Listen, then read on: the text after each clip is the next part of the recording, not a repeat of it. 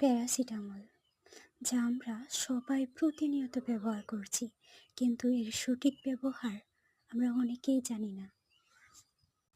গ্রামে-গঞ্জে সাধারণত ফার্মেসিগুলোতে গিয়ে শুধু বললেই হয়, শরীর ব্যথা, মাথা ব্যথা, ঘাড় ব্যথা, নাক ব্যথা কি পেট ব্যথা, যে কোনো সমস্যার জন্যই তারা প্যারাসিটামল প্রথমে দিবেই।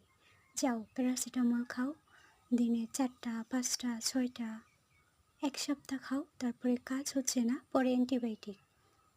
হ্যাঁ, এভাবেই হচ্ছে প্রতিনিয়ত চিকিৎসা, কিন্তু এর সঠিক ব্যবহার আমরা কেউ জানি না। যে কোনো অসুখ হলে আমরা প্যারাসিটামলের দিকে ঝুঁকে পড়ি। প্রায় প্রতিটা ঘরে জমা থাকে এই ওষুধ।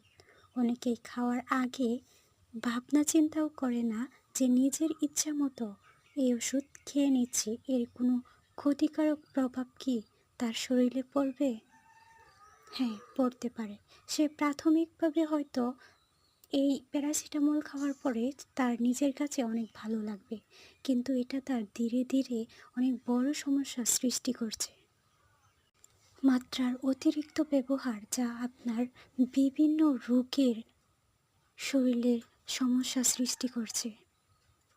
ব্রিটেনের নটিংহাম বিশ্ববিদ্যালয়ের সাম্প্রতিক গবেষণার তথ্য মতে, বদ অভ্যাস আপনার রাতের ঘুম কেড়ে নিচ্ছে এই নাপা। গবেষকের মতে 50 থেকে 60 বছর বয়সীদের মধ্যে অতিরিক্ত প্যারাসিটামল খাওয়ার প্রবণতা রয়েছে, যার কারণে বেশি পরিমাণ ব্যবহার করার ফলে পরবর্তীকালে তাদের এই পেপটিস আলসার সৃষ্টি হয়, হার্টের সমস্যা হয়, হাইপারটেনশন সৃষ্টি হয়। গবেষকদের মতে অতিরিক্ত প্যারাসিটামল লিভার, কিডনি, মাথা ঘোরা, বমি ভাব, প্রস্রাবের রং পরিবর্তন, তলপেটের যন্ত্রণা, কিডনিতে পাথর হওয়ার মতো বিভিন্ন ধরনের সমস্যার সৃষ্টি করছে। এছাড়া অ্যালার্জির সমস্যা তো হবেই। তাই অতিরিক্ত প্যারাসিটামল খাওয়া থেকে বিরত থাকবেন। তবে প্যারাসিটামল যদি আমরা সঠিক মাত্রায় গ্রহণ করি, তাহলে এটির মতো নিরাপদ ওষুধ আর একটিও নাই।